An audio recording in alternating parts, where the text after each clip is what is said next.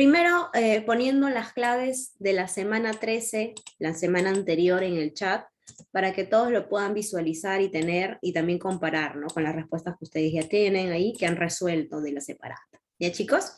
Voy a proyectar las diapositivas. Estamos ya en la semana 14. Miren, qué rápido pasan las semanas, ¿no, chicos? Ya quedan solo 6 semanitas para terminar nuestro ciclo, así es que tratar de esforzarnos lo más que podamos. El día de hoy vamos a desarrollar dos temas importantes. Por un lado tenemos al romanticismo y por el otro al realismo. Si bien es cierto, chicos, nosotros sabemos, recordamos un poquito, que estas dos corrientes surgen en Europa, ¿cierto? Pero acá en el Perú, chicos, ¿qué características van a tener estos movimientos? ¿Llegan con las mismas? ¿Cambian algo? ¿Varían? ¿Qué representantes vamos a encontrar de estas dos corrientes literarias? Bueno, para ello vamos a empezar primero ubicándonos con esta línea de tiempo, donde vamos a poder ver primero la época en el contexto en que nosotros nos encontrábamos como país y cómo es que estas corrientes van a surgir y desarrollarse. El romanticismo, chicos, surge más o menos a partir de 1840 aproximadamente, 1850 por ahí. ¿Y cuál era el contexto en el cual nosotros nos encontrábamos? Pues teníamos la estabilidad política, económica y estábamos bajo el gobierno del general Ramón Castilla. Algo importante que quiero preguntar por aquí, a ver si de pasada recordamos un poquito de historia, es lo siguiente. En esta época, ¿por qué teníamos estabilidad política, económica? ¿Qué de bueno habíamos descubierto que nos llevó a esta estabilidad y a esta tranquilidad en ese momento de nuestro país? ¿Por qué, chicos? ¿Cuál fue nuestra bonanza económica que nos llevó a tener cierta estabilidad en ese momento? ¿Qué de bueno había en nuestro país? ¿Qué hizo que la economía se dispare en este momento con Ramón Castilla a la cabeza? ¿Se acuerdan o no se acuerdan por allí? Muy bien, Villalobos, el guano y el salitre se convierten en fuentes de materia importante porque con ese producto se podían elaborar armas, ¿no? Y otro tipo de instrumentos. Por eso es que son vendidos en Europa y cotizados, ¿no? Acá. Y entonces, profesora, eso nos genera a nosotros economía, estabilidad y bien. Pero sucede algo que va a traer para nosotros lo peor, ¿no? Lo peor, una desgracia para el país, porque nos va a traer problemas con quienes. Estos lugares salitreros y guaneros van a empezar a entrar en conflicto con qué país, chicos. ¿Se acuerdan o no se acuerdan por ahí? ¿Qué dicen? Ya mandé las claves de nuevo. ¿Con España? ¿Seguros que con España? Cuidado por ahí, ¿ah? ¿Con quién nos trae problemas el guano? Con Chile, muy bien. Entonces se va a dar la famosa guerra del Pacífico. El realismo va a empezar justamente en esta época de guerra, cuando nosotros vamos a enfrentarnos a nuestro país vecino y cuando nos encontramos con la dictadura de Nicolás de Piérola. ¿Ya, chicos? Y ahí se desarrolla el realismo. Entonces, mira, es importante que tú tengas claro la época, el momento de estas dos corrientes en nuestro país para que no te confundas con las fechas, ¿sí? Vamos a continuar. Ahora, toca desarrollar lo que es el romanticismo, chicos. ¿Nosotros nos acordamos un poquito del romanticismo cuando lo vimos en clases o no? ¿Qué dicen por ahí? ¿Se acuerdan o no se acuerdan? Cuando veíamos a las cuitas del joven Werther, este joven enamorado que se deja arrastrar por sus pasiones y termina suicidándose por amor a Charlotte. ¿Te acuerdas o no te acuerdas? Claro, profesora. Entonces, el romanticismo peruano va a tener influencia del romanticismo europeo, sobre todo en el aspecto de la exaltación de la pasión, del sentimiento, la imaginación del autor y sobre todo también del romanticismo de España específicamente. A ver, por allí vamos a ver, hacemos un sondeo, ¿no?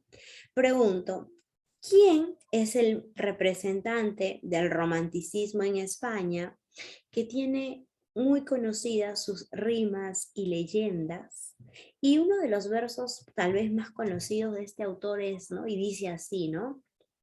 ¿Qué es poesía? Dices mientras clavas en mi pupila tu pupila azul. ¿Qué es poesía? Y tú me lo preguntas. Poesía eres tú. ¿Sabes quién dice esos versos? ¿Quién escribe esos versos tan conocidos? O por ejemplo, esta otra rima que dice lo siguiente: por una mirada, un mundo; por una sonrisa, un cielo; por un beso, yo no sé qué diera por un beso. Seguro lo has visto por ahí. Muy bien, Villalobos, Bécquer. Gustavo Adolfo Bécquer es uno de los culpables, llamémoslo así, responsables de que el romanticismo se haya llevado al lado más cursi, más sufrido de la época. Y ese es el romanticismo que va a influenciar aquí en nuestro país con Carlos Augusto Salaverry. Otra característica del romanticismo es el interés por el pasado, que nosotros lo vemos de la siguiente manera. Cuando Bécquer escribe sus leyendas, recrea situaciones de su país, que es España.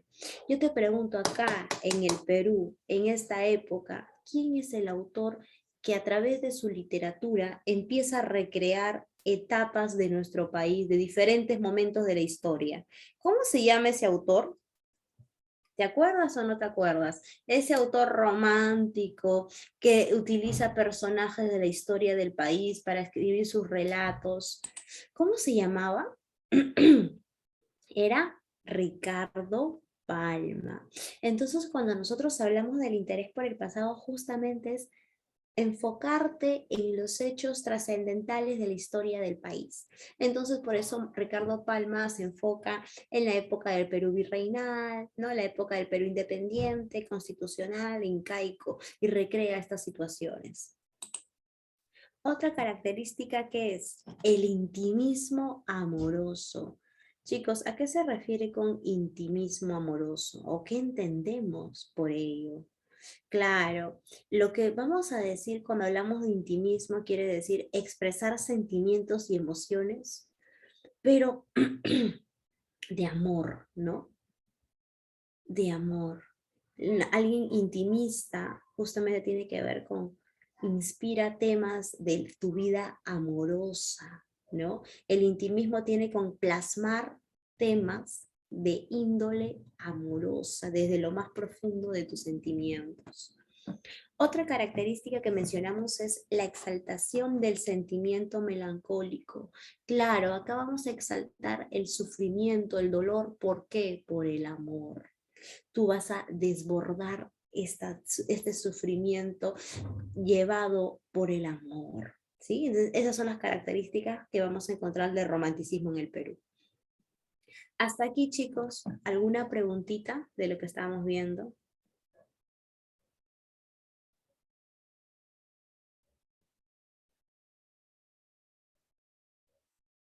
¿Todo quedó claro con estas 4 características? ¿Sí? ¿Se entendieron, chicos? Ya. A ver, para los que ahí recién están ingresando, por favor, ahí estoy pasando las claves de la semana anterior para que las tengan, ¿sí? A ver, aquí nos tenemos como representantes del romanticismo, chicos.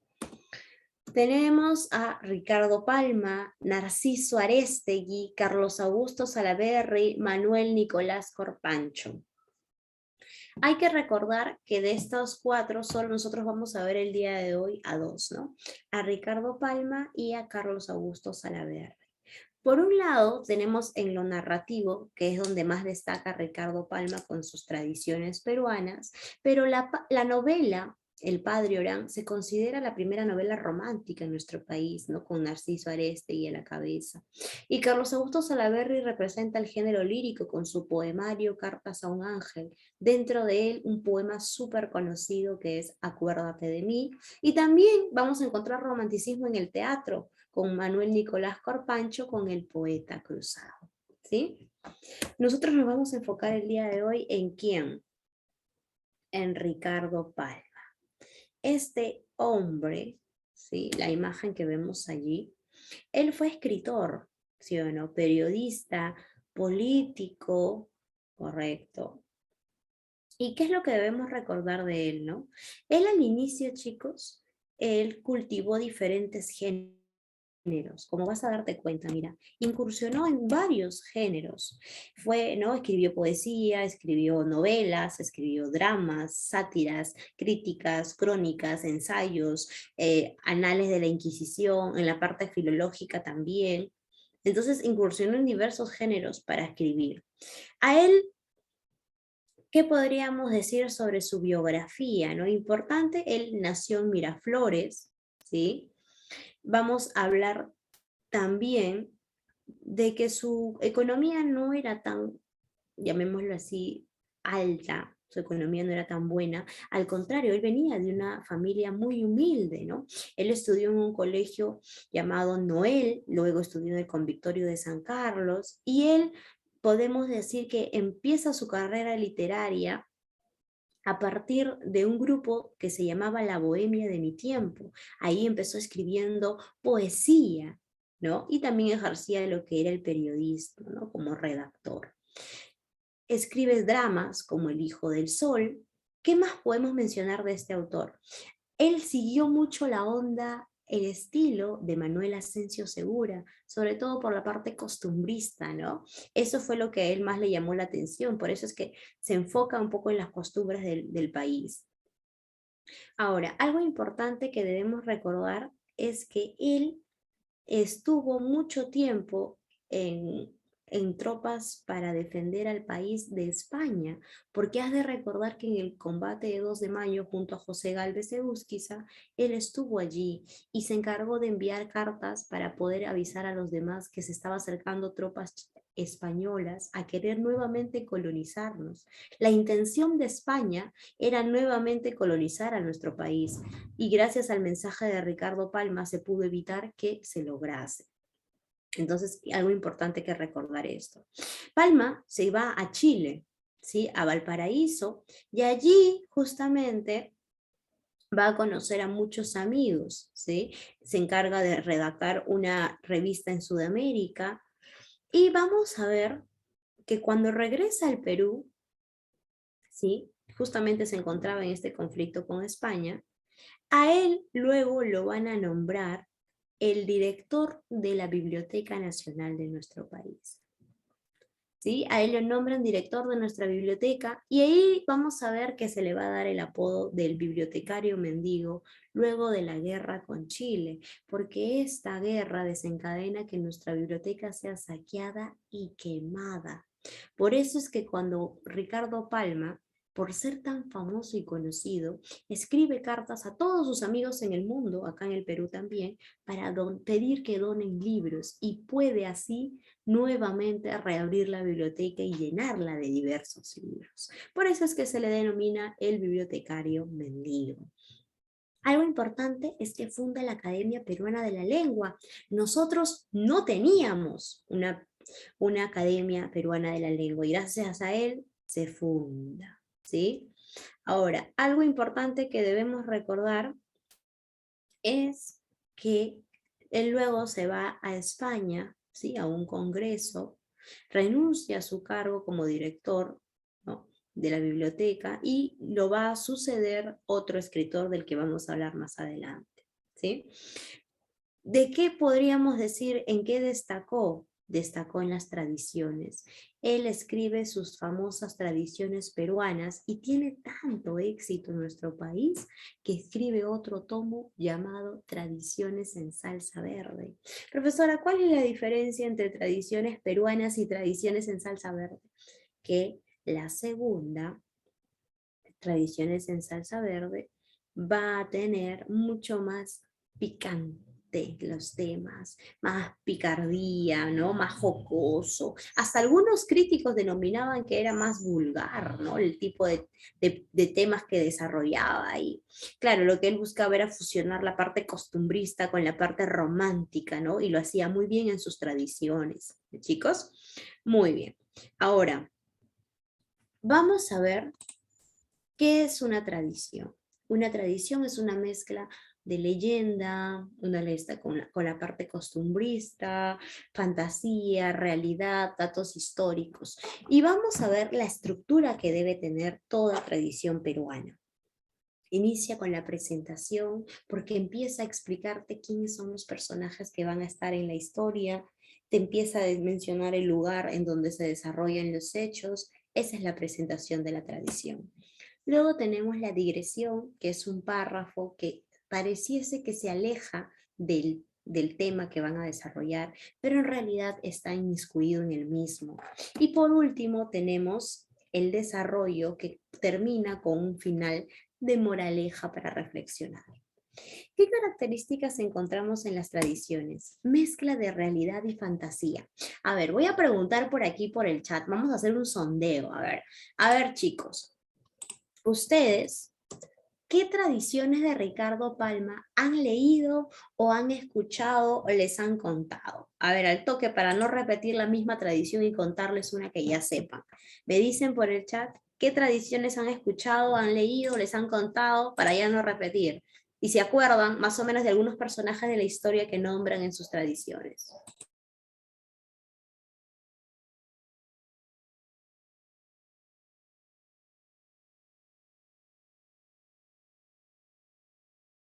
¿Se acuerdan o nada? Por ejemplo, ¿no les han contado la tradición de Don Dimas de la Tijereta? Un hombre que se dedicaba al oficio de escribano en las audiencias que había en la época virreinal. Por ejemplo, ¿no han escuchado al Rincón Quitacalzón? Este famoso padre que se encarga un día de la clase de latín y el estudiante luego, uno muy curioso le dice, ¿no? ¿Qué significa esta palabra? Y como el padre no lo sabía, el estudiante le dice, ¿no? Usted también, ¿no? Al rincón quita calzón, que era el lugar donde iban a ser golpeados por no saber la tarea. Profesora, otra tradición conocida de los incas ajedrecistas, ¿no? También conocido. Y vamos a ver que una característica de las tradiciones es que mezcla la realidad, es decir, datos, personajes de la historia reales, lugares, y la fantasía del autor, la imaginación. Vamos a ver que incorpora refranes en sus tradiciones, ¿no? Como el famoso "al rincón quita calzón", por ejemplo. Otra es que busca la complicidad con el lector. ¿Y cómo lo hace, profesora? A través de preguntas al final del texto, reflexiones para que tú también te sientas involucrado con la historia. Vamos a ver cómo se dividen estas tradiciones peruanas. ¿Te das cuenta de algo? La mayor cantidad de tradiciones están enfocadas en el Perú del virreinato. La mayor cantidad, que son 339 tradiciones, escribió Ricardo Palma, solo desarrollados en esta época. Luego, algunas en el Perú incaico, del Perú independiente, del Perú constitucional, por ejemplo, cuando hablamos de Ramón Castilla, la historia de un cañoncito, ese cañoncito que le regalan, ¿no?, a Ramón Castilla por su cumpleaños, y así. Nosotros vamos a contar el día de hoy una tradición peruana llamada el Padre Pata. ¿Has escuchado esa tradición o no? ¿Alguien te la ha contado por ahí? ¿Sabes de qué trata? Bueno, tiene como personaje al famoso Don José de San Martín. Sí, el patriota que buscaba la independencia de nuestro país. Y dice que el general Juan José de San Martín un día desembarcó en Pisco, ¿verdad? Con el ejército patriota, ¿no? Y venía de justamente emprender una ardua faena, ¿no? Por la independencia de América. Pero siempre hubo por allí muchas personas que no querían la independencia. Claro, opositores a la causa. Uno de ellos era el ministro o el obispo Rangel, que predicaba atrocidades contra la causa libertadora y los caudillos, entre ellos don José de San Martín. Él decía, ¿no?, que vociferen los que están con las armas en la mano y arriesgando su vida, pero un ministro de Dios de paz y de alegría decía, ¿no?, que deberían más bien mantenerse bajo la corona española que deberíamos seguir subyugados a España, ¿correcto? Entonces, habían estos opositores a la causa. Un día, ya, había un fraile llamado fraile Matías Zapata, que en sus misas de domingo a domingo, él se encargaba de dar estas ideas en contra de los patriotas que luchaban por la independencia. Y un día le dijo a todos sus feligreses, ¿no? Ese tal José de San Martín no debería llamarse San, porque de santo ese hombre no tiene nada, decía. Al contrario, ¿no? Entonces, a partir de ahora, decían sus feligreses, para mí no va a ser don José de San Martín, no va a ser así, porque no es santo, más bien es una blasfemia decir que ese hombre es santo. Le vamos a decir Martín nada más. Solamente así se debe llamar, hermanos míos, ¿no? Entonces, ahora vamos a gritar Martín. Entonces te cuento que no pasó mucho tiempo, muchos domingos, hasta que don José de San Martín llega a Huacho y Chancay, ¿no? Y entre algunos vecinos, uno de ellos le dijo, ¿no? Hemos traído acá a un hombre que para diciendo en sus misas a usted, don José de San Martín, que solo deberíamos llamarlo Martín. Entonces él le pide que lo traigan. Y cuando lo traen frente a don José de San Martín, empezó a temblar el fray Matías Zapata. No podía ni hablar, ¿sí? Y entonces en ese momento, ¿qué le dice el general don José de San Martín? Le dice, yo te voy a castigar, le dice. No, no me devuelvas la sílaba que me has quitado, ya que tú has dicho que no me digan san, porque yo de santo no tengo nada. Entonces yo te voy a castigar de la misma manera en que tú me has molestado a mí. Yo también te voy a quitar una sílaba a tu nombre.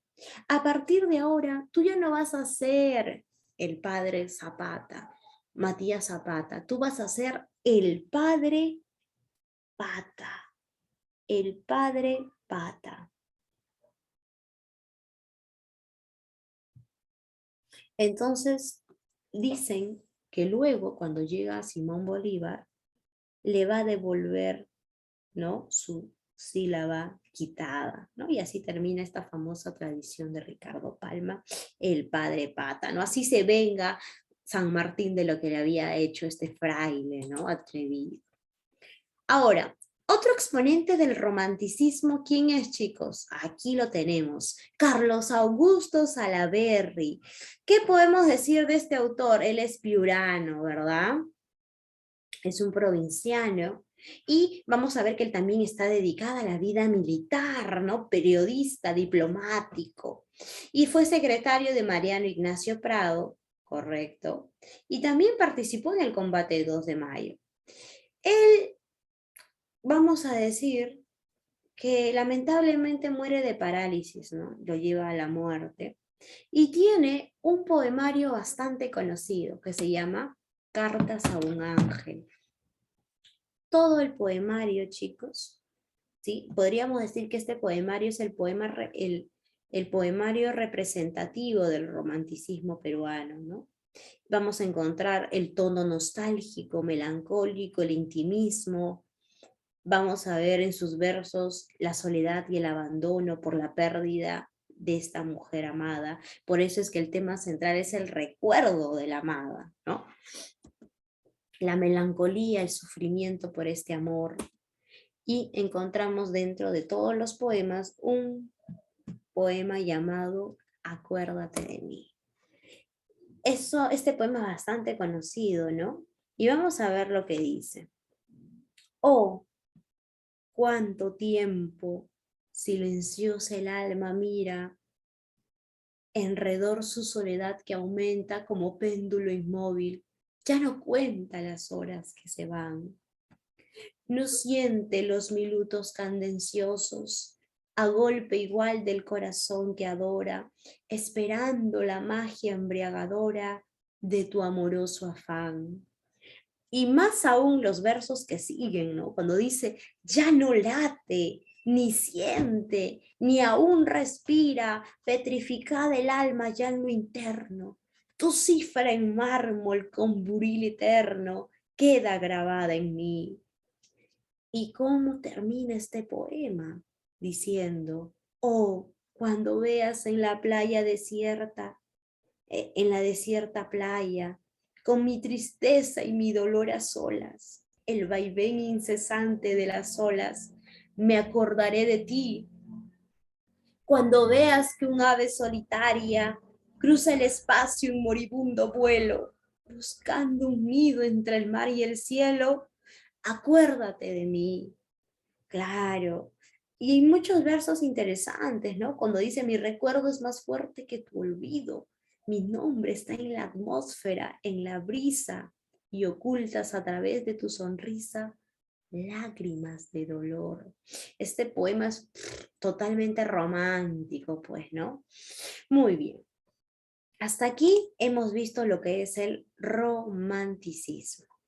¿Preguntas al respecto, chicos? Ahí, a ver por el chat.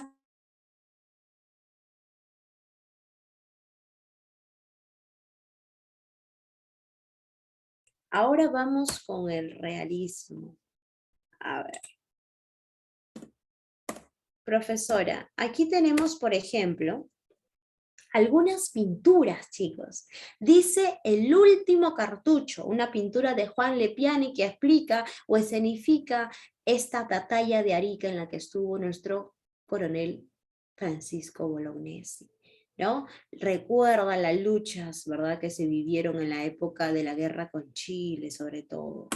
Luego encontramos otra pintura que se llama La Respuesta, donde encontramos a Francisco Bolognesi y el líder de esa época de Chile reuniéndose justamente para conversar.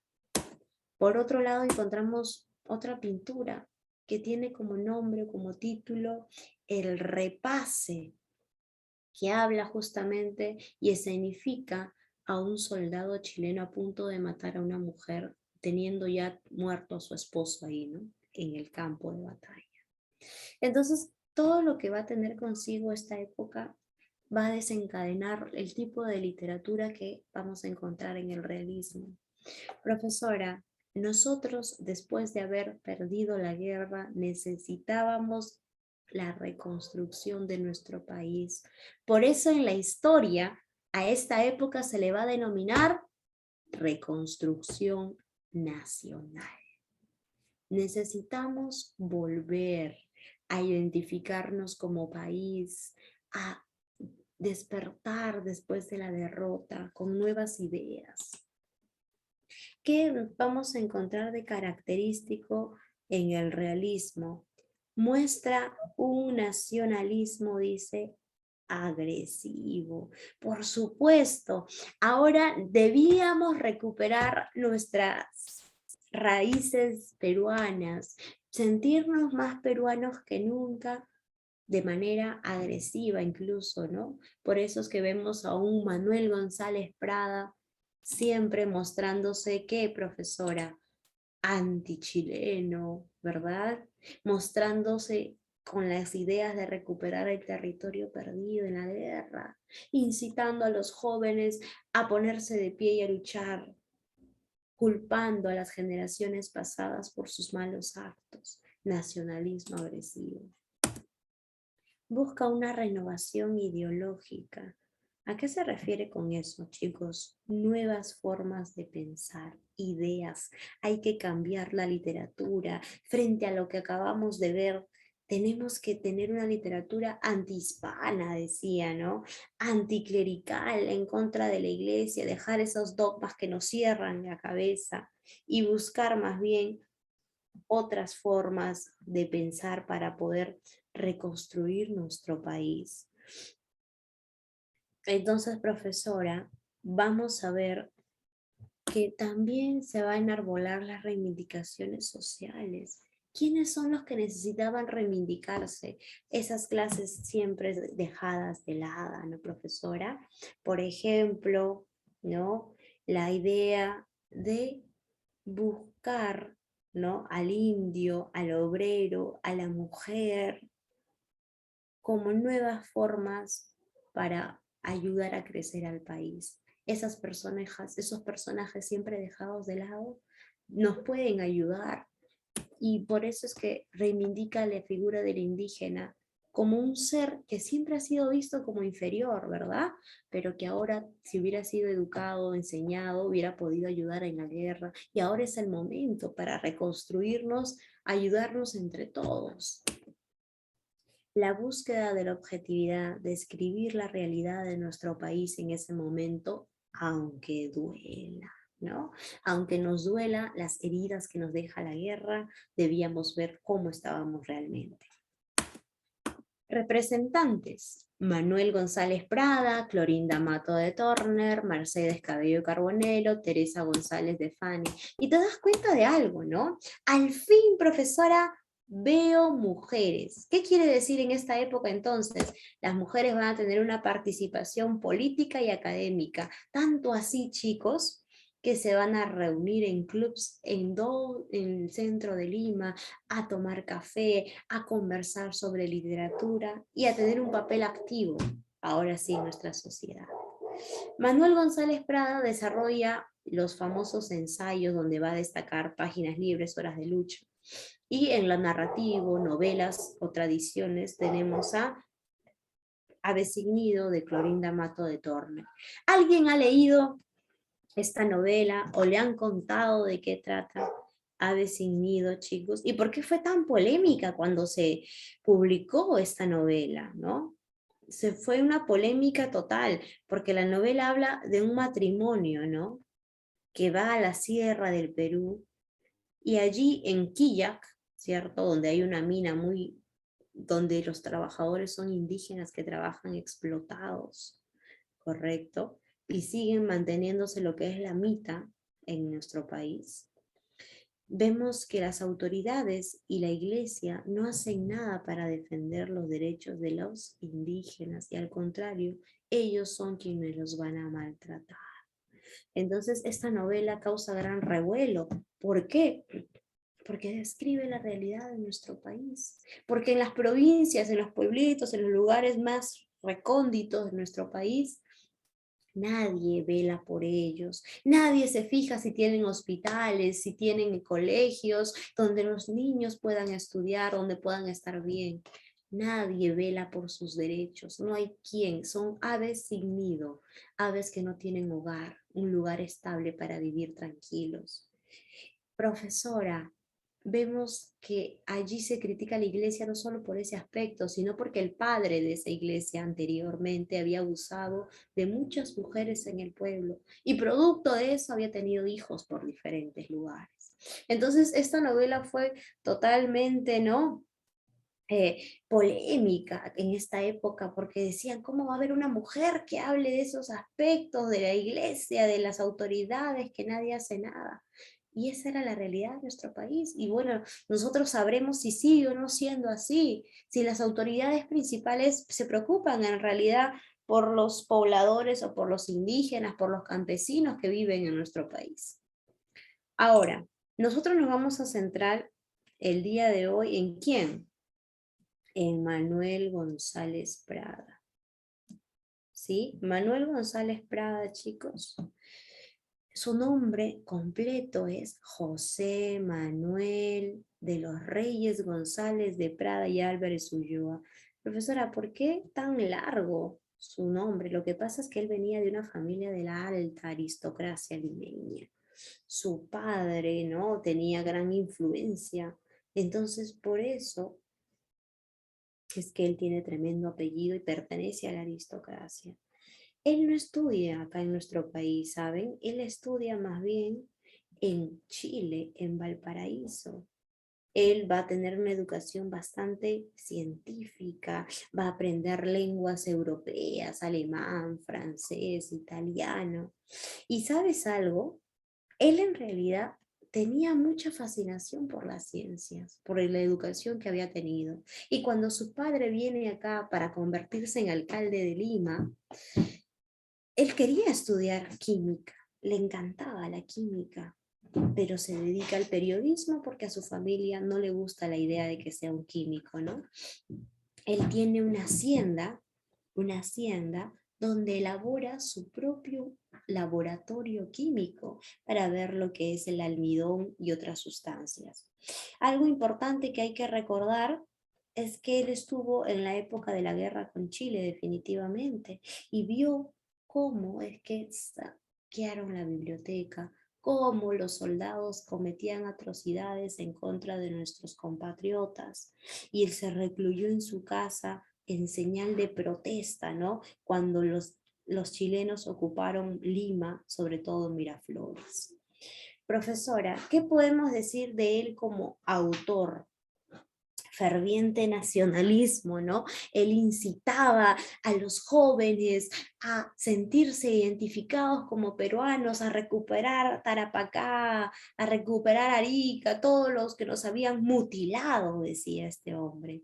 Utiliza un lenguaje preciso y virulento, porque justamente era lo que a él le dolía, el hecho de que su lenguaje agresivo hiciese despertar en las personas que lean sus obras una reacción ante la situación en la que nos encontrábamos. Por eso es preciso y agresivo. El espíritu positivista, obviamente, por su lado científico. Para él la ciencia era lo único que podía levantar y reconstruir al país. Precursor del indigenismo, profesora, porque reivindica la figura del indígena, ¿no? En uno de sus discursos, sobre todo en el discurso en el Politeama, le dice, ¿no? A los indígenas, si no les enseñan a leer y a escribir, ¿cómo pretenden que ellos puedan mejorar y ayudar a nuestro país? Enseñémoslo, eduquemos a los indígenas, ¿no? Esa clase que es los realmente peruanos, los que luchan por su tierra. También se le denomina precursor del modernismo por las renovaciones que hace en la poesía. Vamos a encontrar en él, en narrativa y en lírica, páginas libres, horas de lucha, anarquía, porque él cuando se va a Europa viene con el pensamiento anarquista, ¿no? Acá en nuestro país. Funda también un partido político por un tiempo, pero cuando se va ya deja ese partido político porque se da cuenta que ha perdido la esencia que tenía. En la lírica, minúsculas, presbiterianas, exóticas y triolet, ¿no? Vamos a ver ahora un poquito de los fragmentos de triolet, que dice así, ¿no? Para verme con los muertos, ya no voy a Campo Santo. Busco plazas, no desiertos, para verme con los muertos. Corazones hay tan yertos, almas que hieren tanto. Para verme con los muertos, ya no voy a Campo Santo. ¿Qué querrá decir nuestro querido Manuel González Prada con este poema, profesora? Mira, algo importante que debemos tener en cuenta es lo siguiente. Triolet tiene la influencia de él cuando estuvo justamente en Francia, ¿no? Cuando estuvo en Europa, y vamos a encontrar justamente un poquito de simbolismo dentro de su poesía, ¿sí? Mira lo que dice acá. No necesito ir al cementerio para ver muertos en las calles, porque ahí los puedo encontrar. Hay corazones que están sin latir, almas que no tienen vida, que no hacen nada por su país, son muertos en vida caminando por las calles. Ya no tengo que ir a un cementerio para encontrarme con ese tipo de gente. ¿Te das cuenta? Algo me dicen tus ojos, mas lo que dicen no sé. Entre misterio y sonrojo, algo me dicen tus ojos. Vibran desdenes y enojos, o hablan de amor y de fe. Algo me dicen tus ojos, mas lo que dicen no sé. ¿Qué te dice esto? Profesora, la mirada manifiesta dolor, sufrimiento, enojo por lo que hemos vivido en nuestro país, ¿no? Ahí está, pues, ¿no? Manuel González Prada tan claro con sus poemas. Y luego tenemos este fragmento que dice Perú y Chile, ¿verdad? Que es una parte justamente de páginas libres, ¿no? De una parte de uno de los ensayos de páginas libres. Así que vamos a ver qué dice este ensayo. Dice, ¿no? El Perú no sufrió calamidad más desastrosa que la guerra con Chile. Las campañas de la independencia y la segunda lucha con España nos costaron preciosas vidas y grandes sacrificios, pero nos dieron vida propia, nombradía y levantaron el espíritu nacional. El 9 de diciembre nacimos, el 2 de mayo crecimos, nos agigantamos. Es que en 1824 y 1866 no sufrimos el empequeñecimiento de la derrota, la sangre en el derramada en los campos de batalla, los capitales destruidos en el incendio, las riquezas perdidas en el saqueo de las poblaciones. Muy poco significan en comparación de los males que inficionan el organismo de las naciones vencidas. El perjuicio causado por nuestro vencedor no está en los asesinatos, en las devastaciones, ni en las rapiñas, está en lo que nos deja y nos enseña. Chile se lleva guano, salitre y largos jirones de territorio, pero nos deja el amilanamiento, la pequeñez de espíritu, la conformidad con la derrota y el tedio de vivir modesta y honradamente. Esto sigue, ¿no? Cuando dice, se nota en los ánimos apatía que subleva, pereza que produce rabia, envilecimiento que mueve a náuseas. Chile nos enseña su ferocidad araucana. ¿Te das cuenta? Antichileno, lenguaje agresivo, preciso, antihispanista por la forma en que escribe la I, no le importa seguir las reglas de la Real Academia, le da igual, por eso Páginas Libres está con J, justamente porque necesitábamos renovar nuestra forma de pensamiento y dejarnos de guiar por lo que dice España, y más bien mirar lo que tenemos ahora. ¿Cómo quedamos como país, chicos, según este ensayo?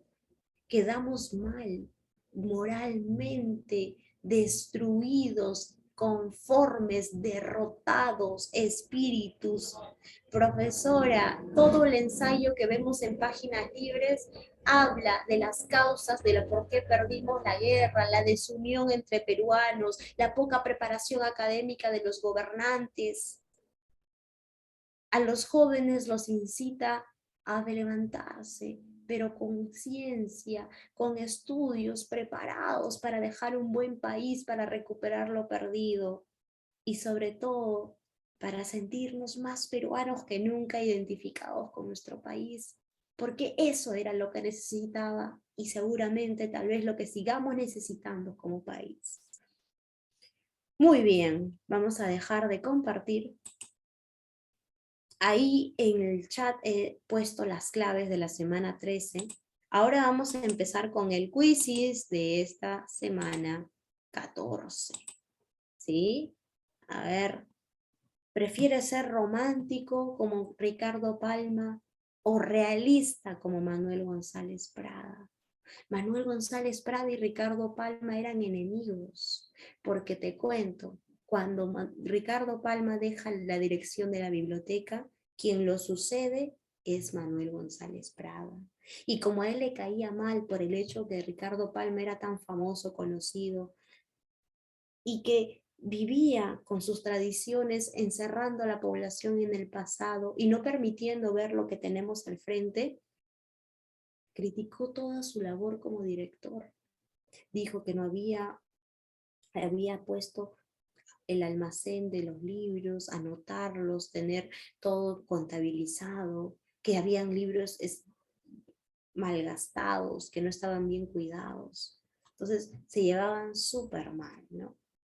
A ver, les voy a pasar por el chat el enlace del quizzes de esta semana para ingresar. A ver, chicos, ingresamos al toque. 2 preguntas de lo que acabamos de ver. Del romanticismo, del realismo. A ver, ingresamos, por favor.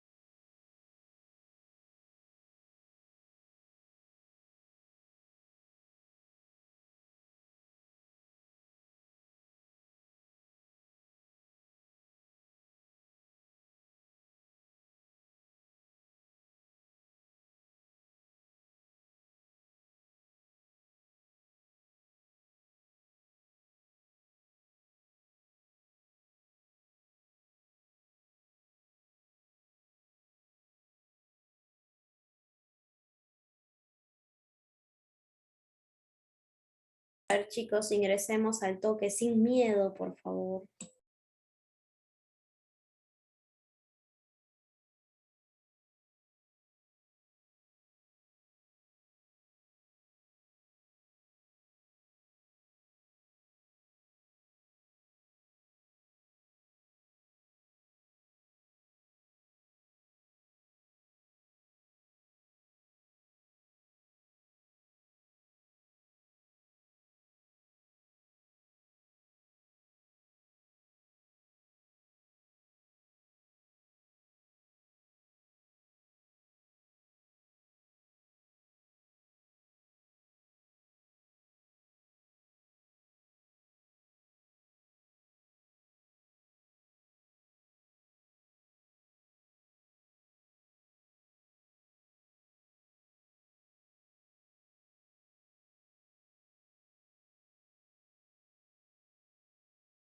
Ya vamos 13.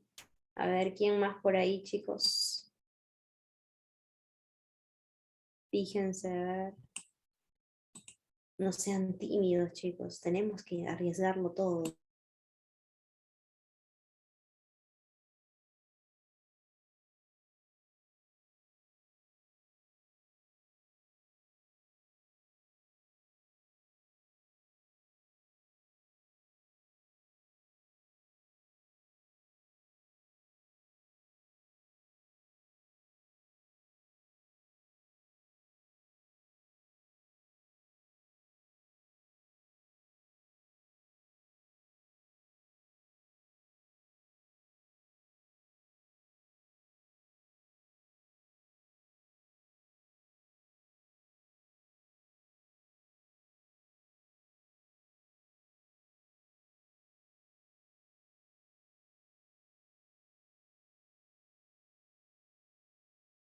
Vamos a empezar con los que están, ya chicos. A ver, a responder bien, lean bien la pregunta, por favor. ¿Ah?